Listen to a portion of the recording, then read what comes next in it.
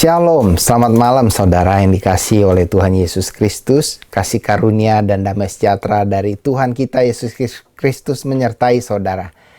Saudara yang dikasihi oleh Tuhan, kita akan merenungkan bagian firman Tuhan dari 1 Samuel 1 ayat 1 sampai 20. Saya mengajak saudara untuk membuka bersama-sama firman Tuhan dari 1 Samuel 1 ayat 1 sampai 20. Mari kita tundukkan kepala sebelum kita membaca dan merenungkan firman Tuhan. Terima kasih Tuhan untuk kasih setiamu yang besar dalam hidup kami, yang selalu menopang, menjaga hidup kami. Kami berdoa supaya apa yang kami renungkan ini boleh merubah hidup kami dan menolong kami untuk dapat terus bergantung kepada Tuhan dalam situasi apapun juga. Terima kasih Tuhan. Dalam nama Tuhan Yesus kami berdoa. Amin. Saudara yang dikasihi oleh Tuhan Yesus Kristus, tema untuk renungan kita malam hari ini saya berikan tema curahkanlah isi hatimu melalui doa kepada Allah. Yang terambil dari 1 Samuel 1 ayat 1 sampai 20. Demikian pembacaan firman Tuhan, saya ajak saudara untuk membukanya, saya membacakan buat saudara. 1 Samuel 1 ayat 1 sampai 20, ada seorang laki-laki dari Ramataim Jofim dari pegunungan Efraim, namanya Elkana bin Yeroham bin Elihu bin Tohu bin Juf, seorang Efraim. Orang ini mempunyai dua istri, yang seorang bernama Hana, yang lain bernama Penina. Penina mempunyai anak, tetapi Hana tidak. Orang itu dari tahun ke tahun pergi meninggalkan kotanya untuk sujud menyembah dan mempersembahkan korban kepada Tuhan semesta alam di Silo. Di sana yang menjadi imam Tuhan ialah kedua anak Eli, Hofni dan Pinehas. Pada hari Elkana mempersembahkan korban, diberikannya kepada Penina istrinya dan kepada semua anaknya yang laki-laki dan perempuan, masing-masing sebagian. Meskipun ia mengasihi Hana, ia memberikan kepada Hana hanya satu bagian, sebab Tuhan telah menutup kandungannya. Ayat 6. Tetapi madunya selalu menyakiti hatinya supaya ia gusar, karena Tuhan telah menutup kandungannya. Demikianlah terjadi dari tahun ke tahun. Setiap kali Hana pergi ke rumah Tuhan, Penina menyakiti hati Hana, sehingga ia menangis dan tidak mau makan. Lalu Elkana suaminya berkata kepadanya, Hana, mengapa engkau menangis dan mengapa engkau tidak mau makan? Mengapa hatimu sedih? Bukankah aku lebih berharga bagimu daripada 10 anak laki-laki? Pada suatu kali setelah mereka habis makan dan minum di Silo, berdirilah Hana, sedang Imam Eli duduk di kursi dekat tiang pintu bait suci Tuhan. Dan dengan sedih hati ia berdoa kepada Tuhan sambil menangis terseduh-seduh. Kemudian bernasarlah ia, katanya, Tuhan semesta alam, jika sungguh-sungguh engkau memperhatikan sengsara hambamu ini dan mengingat kepadaku dan tidak melupakan hambamu ini, tetapi memberikan kepada hambamu ini seorang anak laki-laki, maka aku akan memberikan dia kepada Tuhan untuk seumur hidupnya, dan pisau cukur tidak akan menyentuh kepalanya. Ketika perempuan itu terus-menerus berdoa di hadapan Tuhan, maka Eli mengamat-amati mulut perempuan itu. Dan karena Hana berkata-kata dalam hatinya dan hanya bibirnya saja bergerak-gerak, tetapi suaranya tidak kedengaran, maka Eli menyangka perempuan itu mabuk. Lalu kata Eli kepadanya, berapa lama lagi engkau berlaku sebagai orang mabuk? Lepaskanlah dirimu daripada mabukmu. Tetapi Hana menjawab, bukan Tuhanku, aku seorang perempuan yang sangat bersusah hati. Anggur ataupun minuman yang memabukkan tidak kuminum, melainkan aku mencurahkan isi hatiku di hadapan Tuhan. Janganlah anggap hambamu ini seorang perempuan dursila, sebab karena besarnya cemas dan sakit hati aku berbicara demikian lama. Jawab Eli, pergilah dengan selamat, dan Allah Israel akan memberikan kepadamu apa yang kau minta daripadanya. Sesudah itu berkatalah perempuan itu, biarlah hambamu ini mendapat belas kasihan daripadamu. Lalu keluarlah perempuan itu, ia mau makan dan mukanya tidak muram lagi. Keesokan harinya bangunlah mereka itu pagi-pagi, lalu sujud menyembah di hadapan Tuhan. Kemudian pulanglah mereka ke rumahnya di Rama, ketika Elkana bersetubuh dengan Hana, istrinya, Tuhan ingat kepadanya. Maka setahun kemudian mengandunglah Hana dan melahirkan seorang anak laki-laki. Ia menamai anak itu Samuel, sebab katanya, aku telah meminta daripada Tuhan. Demikian pembacaan firman Tuhan. Saudara, setiap keluarga memiliki kondisi yang unik, termasuk anak-anak Tuhan dan orang percaya. Saudara, Elkana adalah orang Israel keturunan Efraim yang memiliki 2 istri. Penina punya anak, Hana tidak. Keluarga ini adalah keluarga yang beriman dan beribadah kepada Allah Yahweh. Keluarga ini memiliki masalah. Mungkin sebagian orang berkata masalah utamanya apa? Karena Elkana mempunyai 2 istri. Dan ini masalah. Ya mungkin. Tapi saya mau mengatakan bahwa Alkitab menjelaskan punya banyak istri itu seringkali menjadi sumber masalah. Ya. Tetapi apa yang dibahas di sini, masalah utamanya sebenarnya bukanlah itu. Masalah utamanya apa? Mari kita gali bersama-sama. Sumber masalah iya. Sumber masalahnya salah satunya adalah karena Elkana punya 2 istri. Punya 1 istri aja sudah banyak sekali masalah. Apalagi kalau punya 2 istri. Nah, sebagian lagi penafsir mengatakan bahwa sumber masalahnya atau masalah utamanya adalah Hana tidak memiliki anak. Sedangkan pesaingnya, rivalnya, mempunyai anak. Sekali lagi saya mau menyatakan bahwa hal ini bukanlah masalah utama, tetapi sumber masalah. Ya, sumber masalah.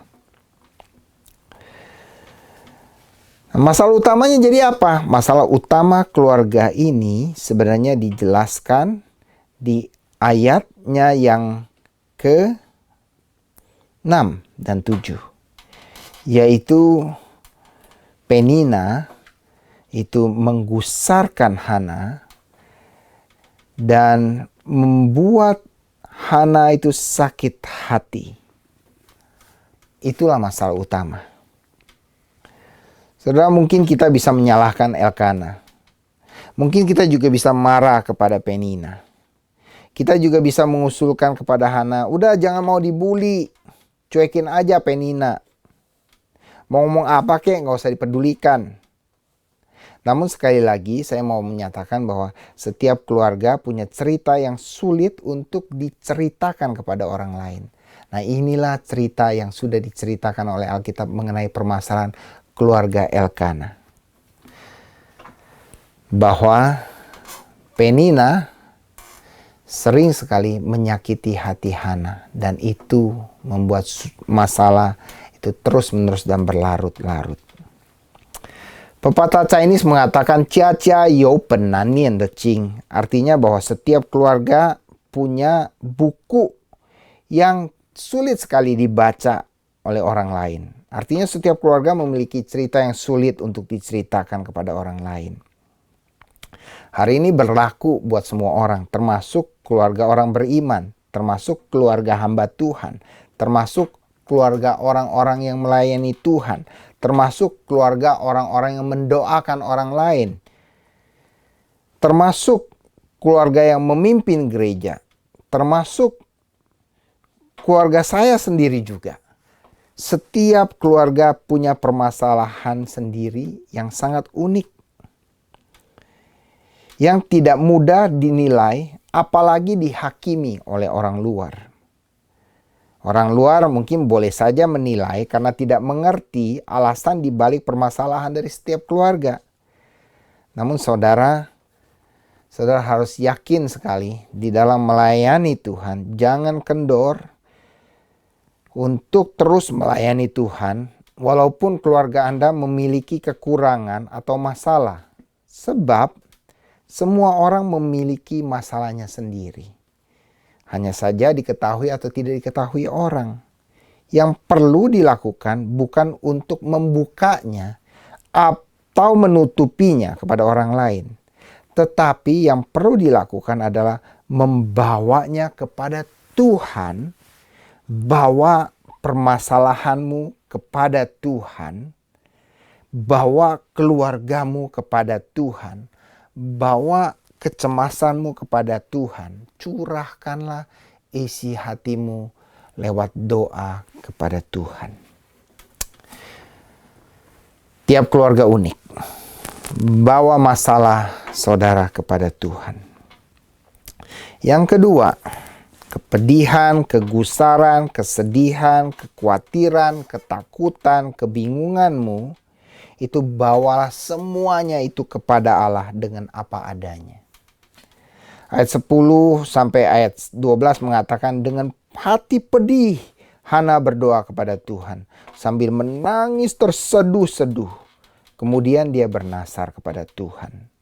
Ketika perempuan itu terus berdoa, Eli mengamati mulut perempuan itu. Dan Eli menyangka dia mabuk. Padahal dia itu berdoa kepada Tuhan dengan terus menerus. Ayat 12 katakan terus menerus kepada Tuhan. Saudara, Hana membawa semua kepedihan hatinya dengan tulus kepada Tuhan. Dan terus menerus kepada Tuhan. Bagaimana dengan saudara? Bila saudara sangat sedih, sangat bingung, gusar, ragu, khawatir, takut, sakit hati, apa yang saudara lakukan? Fight? Ya, jujur saya pernah lakukan itu. Tapi seringkali itu tidak menyelesaikan masalah, melainkan justru menimbulkan masalah yang baru. Apa yang saudara alami, tentu saya tidak tahu.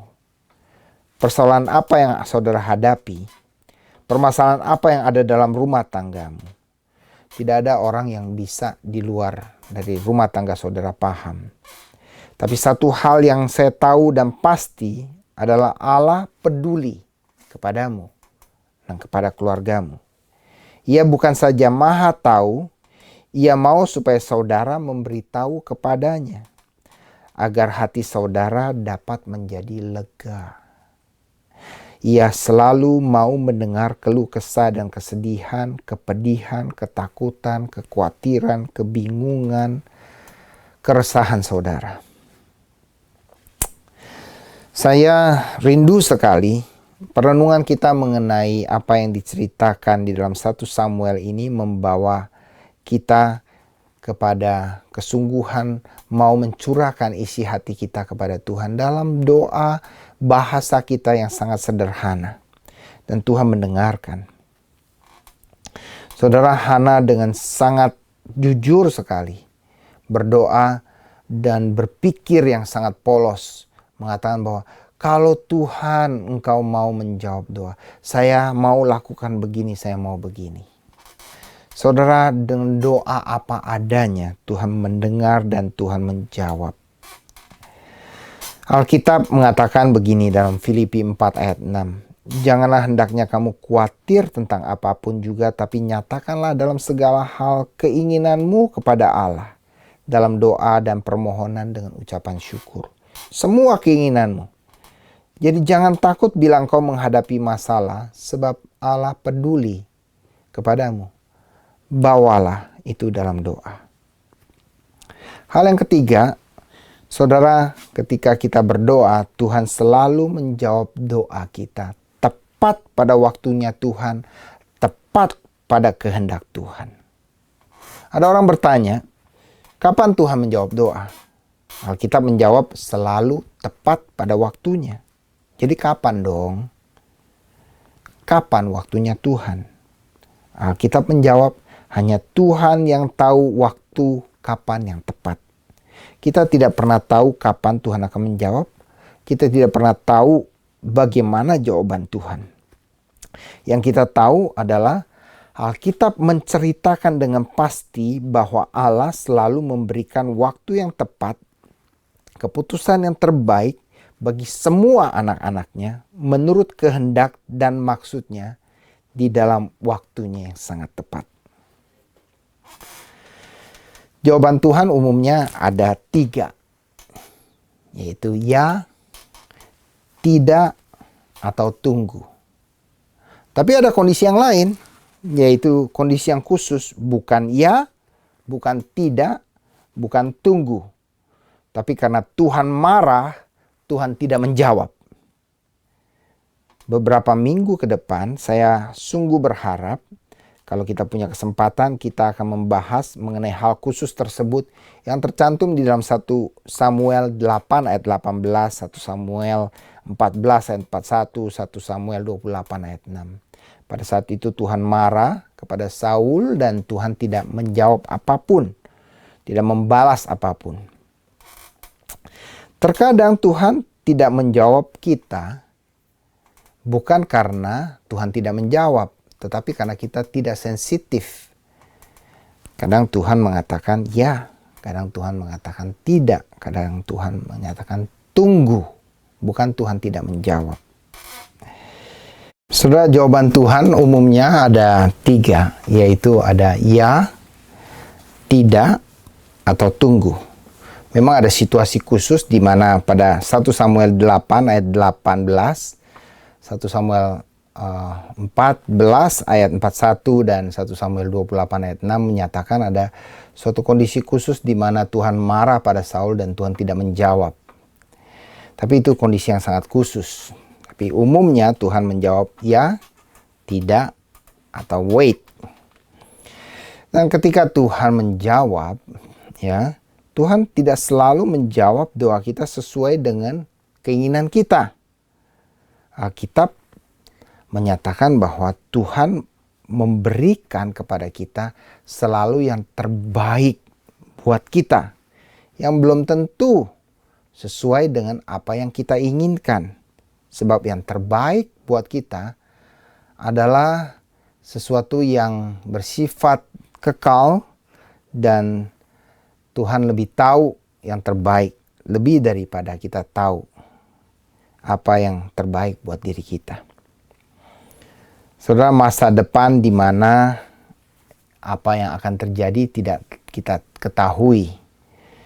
Saya punya sebuah cerita, yaitu seorang yang berdoa kepada Tuhan agar melindungi dia dalam perjalanan selama dia berjalan dari rumah ke kantornya dan menibakan dia tepat waktu di kantornya. Dan selesai berdoa, dia buru-buru ambil helm, bawa motornya, dia naik ke atas motornya dan starter, langsung jalan buru-buru. Di tengah jalan, dia hampir terjatuh dari motornya karena sebuah batu yang dia tidak lihat. Waktu berjalan, kena batu tersebut, dia oleng begitu. Waduh, terus sempat untung dia nggak jatuh, terus dia jalan lagi. Cuman dalam hatinya dia bertanya pada Tuhan, Tuhan, kenapa sih harus ada batu demikian? Kan Tuhan bisa melindungi saya tanpa harus saya tersenggol batu tersebut. Tapi baru selesai berdoa begitu, dia melihat di perempatan di depan 100 meter di depan dia, sebuah truk berkecepatan tinggi menabrak sebuah tiang listrik 100 meter di depan dia. Dan suara yang ditimbulkan sangat besar, buah gitu. Dan di saat kira-kira mungkin 5 detik, 10 detik kemudian dia sampai di tempat itu, dia melihat kejadian itu, dia melihat kecelakaan tersebut. Lalu sopir truknya tidak mati, turun, tapi truknya hancur. Dan sopir truknya menjelaskan pada masyarakat sekitar bahwa remnya blong gitu. Saudara, dia baru sadar bahwa kalau tidak ada karena batu kecil itu, dia pasti sudah ketabrak truk tadi. Kenapa? Karena dia sangat buru-buru sekali dan dia mengejar waktu. Dan saudara, kalau dia tidak karena batu tersebut oleng selama 3-5 detik, pasti hal yang mengerikan sudah terjadi. Dan saudara, seringkali kita berdoa pada Tuhan. Tuhan tidak menjawab sesuai dengan doa kita, karena doa kita itu apa yang kita pikirkan, kita pikir itu yang terbaik. Tapi Tuhan nyatakan bukan itu yang terbaik. Ada yang jauh lebih baik, dan itu yang akan Tuhan berikan. Jadi Tuhan selalu menjawab doa kita itu tepat pada waktunya Tuhan, tepat sesuai dengan keinginan Tuhan, dan itu selalu yang terbaik. Saudara, amin? Saya berharap saudara menjawab amin dan sungguh mengalaminya.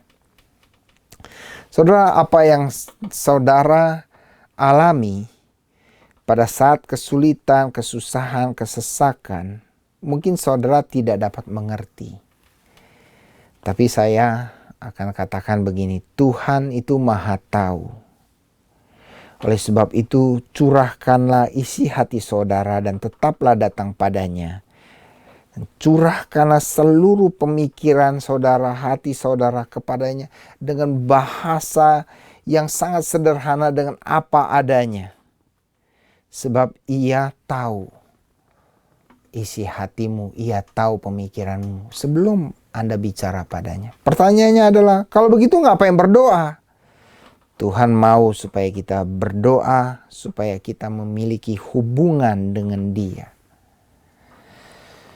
Itulah sebabnya Yesus harus mati di atas kayu salib, mengorbankan dirinya, supaya kita orang berdosa bisa bersatu dengan yang kudus, yang tidak ada dosanya. Bersatu dengan kita yang sangat berdosa. Oleh salib kita didamaikan dan disatukan, sehingga kita boleh memiliki hubungan dengan Allah.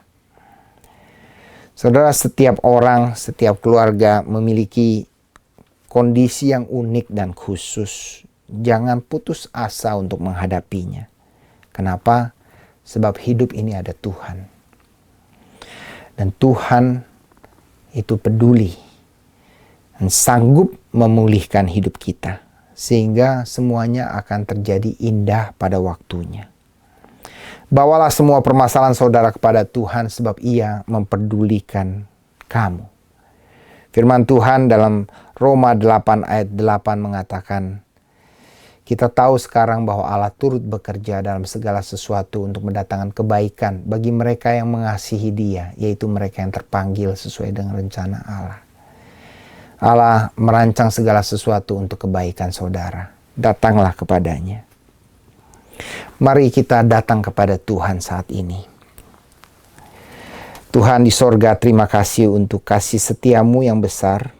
Kami memberikan hidup kami sekali lagi dan menggantungkan hidup kami kepada Tuhan.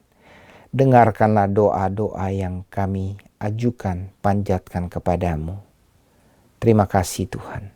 Demi nama Tuhan Yesus. Kami kembali memanjatkan doa kami untuk kondisi ekonomi global yang terpuruk dan belum dapat pulih karena pandemik ini. Banyak negara-negara mengalami kesulitan ekonomi dan dalam kondisi krisis berat. Kami berdoa dan serahkan kondisi ekonomi yang ada ke dalam tangan-Mu, meminta tolong campur tangan-Mu agar negara-negara dapat bersatu dan saling bekerja sama, membantu satu dengan yang lain. Negara yang kuat membantu negara yang lemah, tidak mengambil keuntungan dalam pandemik ini. Kau juga bantu setiap negara-negara mendapatkan jalan keluar, mengambil kebijaksanaan keuangan dan ekonomi yang tepat, agar bisnis-bisnis nasional dan lokal dapat kembali beroperasi, menjalankan roda-roda perekonomian sehingga penduduk dapat kembali mencari nafkah dan dapat mencukupi kebutuhan, menjadi mandiri dan tidak bergantung kepada support dari pemerintah. Curahkan anugerah dan rahmat-Mu agar semakin banyak jiwa-jiwa menyadari bahwa Engkau adalah sumber kehidupan yang memberikan pengharapan dan kepastian atas masa depan. Pakai kami, anak-anak-Mu, untuk menunjukkan kasih-Mu dan menjadi berkat kepada orang-orang di sekitar kami, sehingga banyak jiwa-jiwa mengalami Engkau dan menjadi tahu bahwa Tuhan orang Kristen adalah Tuhan yang hidup, penuh kasih, sehingga nama-Mu saja yang dimuliakan. Dalam nama Tuhan Yesus kami panjatkan doa ini. Haleluya. Amin. Bapa, kami berdoa untuk bangsa dan negara kami Indonesia, Tuhan, di masa pandemi ini, Tuhan. Kau tahu bahwa angka mereka yang terkena virus corona, Tuhan, mengalami peningkatan, ya Tuhan. Kami berdoa saat ini, Tuhan, meminta campur tangan Tuhan, biarlah Tuhan menolong untuk pemerintahan yang ada saat ini, Tuhan, untuk mereka mengatasi kondisi yang saat ini sedang terjadi, ya Tuhan. Kami menyerahkan Bapak Presiden Jokowi dan jajarannya, Tuhan. Kami percaya mereka adalah pemerintahan yang Kau pilih, Tuhan, dan kami percaya Kau bekerja melalui mereka, Tuhan, sehingga mereka bisa, Tuhan, memiliki pemikiran-pemikiran, Tuhan, rancangan-rancangan untuk bagaimana mengatasi, Tuhan, kondisi yang ada saat ini. Kami juga menyerahkan hati bangsa Indonesia, Tuhan, untuk mereka mempunyai hati yang taat, untuk mendengarkan pemerintah yang memberikan, Tuhan, protokol kesehatan. Biar mereka, Tuhan, hati mereka diresahkan, hati mereka dibuat gentar, sehingga mereka, Tuhan, memutuskan untuk mengikuti protokol kesehatan, dan kami akan melihat, Tuhan, ketika mereka mengikuti protokol kesehatan, maka mereka yang terkena virus corona akan mengalami penurunan, dan angka kematian pun, Tuhan, akan mengalami penurunan. Kami serahkan, Tuhan, pemerintahan yang ada, kami bersyukur atas setiap mereka, ya Tuhan, yang sudah bekerja keras, Tuhan, yang sudah menyalurkan dana-dana yang ada, Tuhan. Biarlah semuanya itu, Tuhan, bisa dipakai untuk kesejahteraan bangsa kami, ya Tuhan. Dan biarlah mereka yang menyalurkan, Tuhan, mereka juga bertanggung jawab, Tuhan, tidak mengkorupsi uang itu, Tuhan. Terima kasih, Tuhan, kami serahkan perekonomian bangsa kami ke dalam tangan-Mu, Tuhan. Kami serahkan Ibu Sri Mulyani ke dalam tangan-Mu, Tuhan, melalui tindakan-tindakan pemikiran dan keputusan-keputusan yang mereka buat, Tuhan. Engkau tetap menjaga kestabilan perekonomian bangsa kami, Tuhan. Terima kasih, Tuhan. Kami juga menyerahkan anak-anak Tuhan yang ada di Indonesia, untuk mereka, Tuhan, mau mengambil tanggung jawab mereka sebagai gereja, untuk mereka mengambil peran mereka, Tuhan, di tengah-tengah kondisi yang ada pada saat ini, Tuhan. Engkau membuat kegerakan rohani di tengah-tengah mereka, untuk mereka tidak memusingkan diri mereka sendiri ataupun gereja mereka, tapi mulai melihat keluar bahwa ladang itu sudah menguning. Banyak orang membutuhkan Yesus, banyak orang sudah menantikan kabar baik, banyak orang sedang menantikan kasih yang terulur, yaitu kasih Kristus untuk setiap mereka. Kami berdoa, Tuhan, semuanya ini, Tuhan, di dalam nama Tuhan Yesus Kristus, biarlah anak-anak Tuhan mulai membuka hati mereka dan menyerahkan hidup mereka kepada Tuhan, untuk mengizinkan Roh Kudus bekerja dalam hidup mereka, memimpin mereka setiap hari menjadi saluran kepanjangan tangan Allah, sehingga mereka bisa mengalami kasih Tuhan, mereka bisa mendengarkan kabar baik tentang Yesus Kristus dalam kehidupan mereka, dan mereka bisa mengalami keselamatan. Tuhan, kami berdoa menyerahkan bangsa kami dalam tangan-Mu, biarlah Engkau menjadi Tuhan dan Raja atas bangsa kami, dan nama-Mu ditinggikan dan dimuliakan atas bangsa kami. Terima kasih, Tuhan. Kami berdoa mengucap syukur, menyerahkan bangsa Indonesia ke dalam tangan-Mu, Tuhan. Di dalam nama Yesus kami berdoa mengucap syukur. Amin. Ya Tuhan, saat ini kami mau berdoa, ya Tuhan, untuk sekolah-sekolah yang akan dibuka pada bulan September nanti, ya Tuhan. We want to pray, Lord, that you give wisdom to the teachers and also to the school staff, ya Tuhan. Biarlah mereka bisa apply the protocols yang telah mereka agree upon, ya Tuhan, so that they can keep the students safe and others safe, ya Tuhan, other family safe as well, ya Tuhan.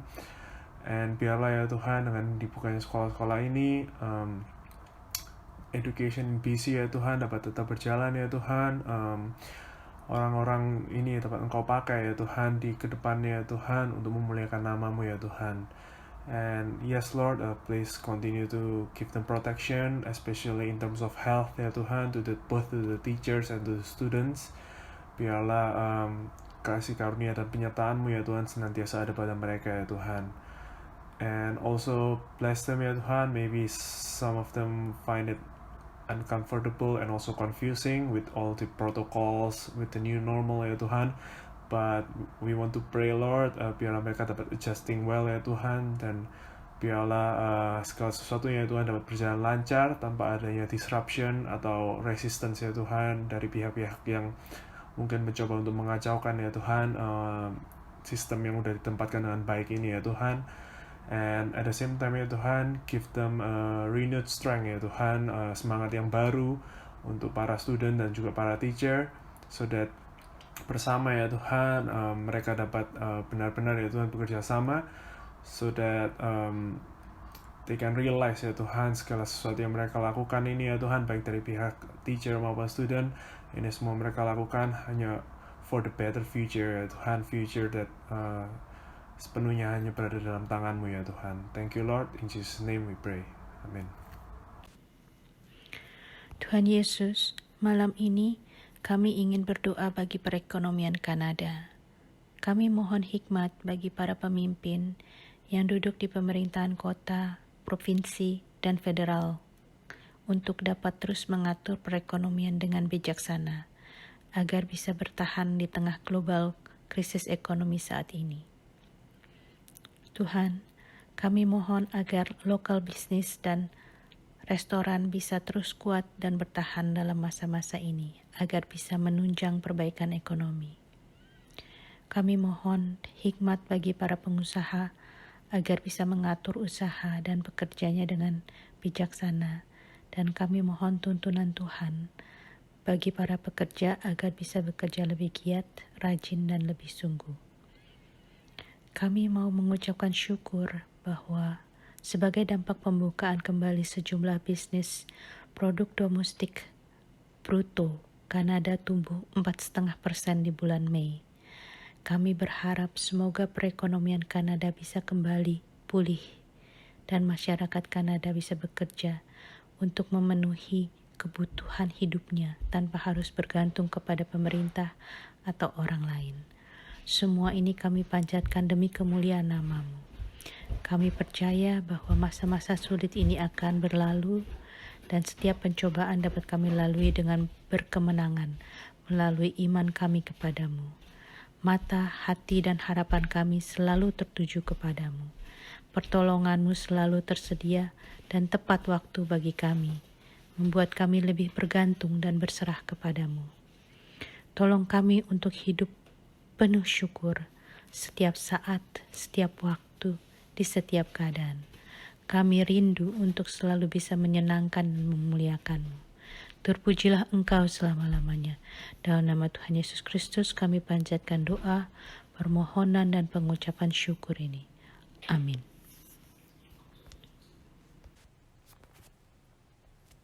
Bapa kami di surga, kami mengucap syukur atas anugerah dan kasih-Mu di dalam hidup kami.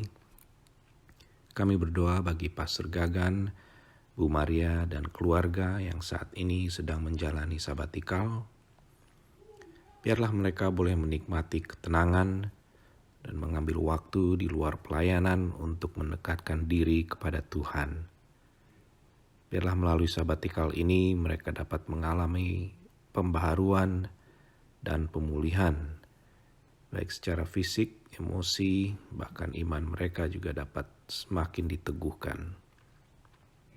Ya Bapa, berikan mereka juga kesehatan, jauhkan dari segala sakit penyakit, virus corona, sehingga mereka dapat menikmati waktu bersama-sama dengan keluarga. Biarlah damai, sukacita Engkau berikan bagi mereka semua ya Tuhan. Terima kasih Bapa, di dalam nama Yesus Kristus kami berdoa dan mengucap syukur. Amin.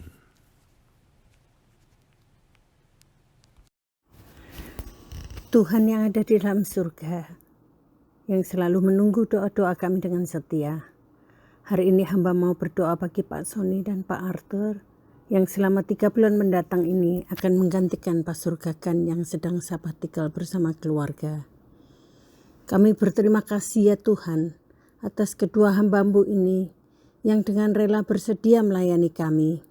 Di tengah kesibukan dan kepadatan schedule mereka, tetapi mereka masih sempat melayani dan menuntun domba-domba-Mu ini agar jemaat tidak terbengkalai tanpa gembala. Ya Tuhan, Engkau tahu kami sangat membutuhkan keberadaan mereka, memberi makanan rohani sehingga kami tetap kuat terjaga di dalam iman dan kepercayaan kami kepadamu. Untuk itu ya Tuhan, hamba berdoa, siapkan setiap kami menjadi jemaat yang humble dan taat mendengar dan melakukan firman. Kobarkan hati kami, beri kami semangat dan biar terjadi kebangunan rohani di dalam jemaat. Biar menyala-nyala hati jemaat untuk datang kepada Tuhan dan mencari Tuhan dengan hati yang haus dan lapar. Biar di masa pandemik ini kami lebih banyak merenungkan firman dan mencari Engkau lebih sungguh lagi dan tidak tergoda oleh hal-hal duniawi.